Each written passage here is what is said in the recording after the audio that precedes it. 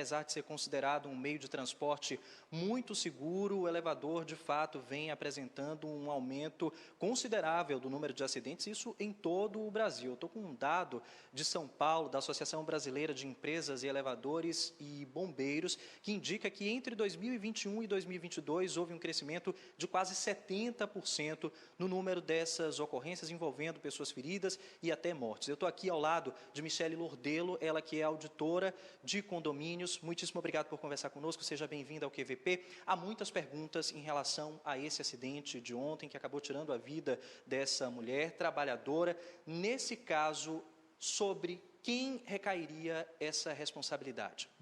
Bom dia, Gabriel. Bom dia, Casimiro. Todos aqueles que acompanham aqui o QVP. A nossa solidariedade à família da Juliane. E, nesse sentido, quando nós estamos falando de segurança dos elevadores, a auditoria preventiva é um instrumento de força para o próprio condomínio, né? O que é que nós temos de identificação numa manutenção?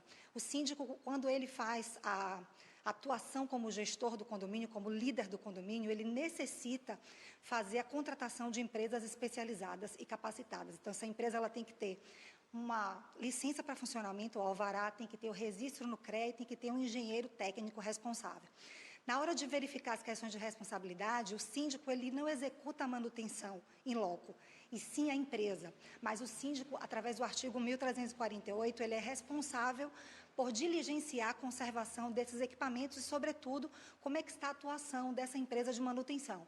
Então, os requisitos iniciais seriam que essa empresa tivesse essa habilitação e capacitação, e o síndico precisa inserir nas suas rotinas de liderança as questões de acompanhamento preventivo. Como é que isso funciona?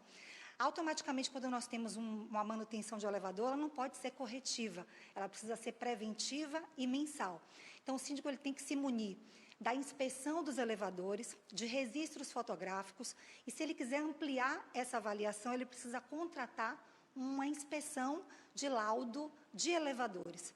Através daí, nós vamos ter os registros fotográficos para verificarmos como é que está a situação de cada área. Poço, a parte de máquinas, limitador de velocidade e os principais problemas que os elevadores acabam apresentando. Então, nesse caso, é uma responsabilidade compartilhada. No âmbito do condomínio, o síndico, e no âmbito da manutenção, de fato, a empresa que foi contratada.